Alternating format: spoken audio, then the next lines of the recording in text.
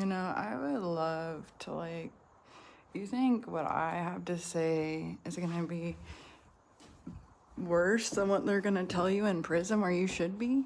And this is the problem with your privilege and why I say you guys are just part of an organized crime. And, we know that people and politicians are even taking part in this and making it possible for child rape to continue and sex trafficking, okay, of teenagers, of young children. Okay, it takes more than just one, okay, to create one victim. It took a lot of people to make it possible. Even more than just sitting there and being ignorant. And I was pretty ignorant. I was young, and I was combating your white fragility and your system built on genocide and child rape. And I can admit that. I'm nowhere in me am I gonna lie about that. And the brutality and the beatings I've taken to try and free myself from that useful mistake where I really should have listened to my mother. And it's so hard to say that because I poured so much love into a child that I should have aborted because it was born from a fucking sociopath. So, this is what I tried to explain. I was like, culturally, we cannot be in a partnership together.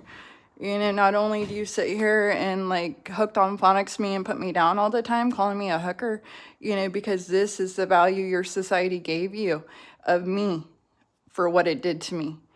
When I stood up to a pervert, and this is what kids are being faced with. We have this case down in Florida, not just Emily Pike, you fucking child raping, fucking poaching ass faggots in your fucking systems, all right? This is why you need to stay the fuck off of Native Americans, because you can't be trusted with us.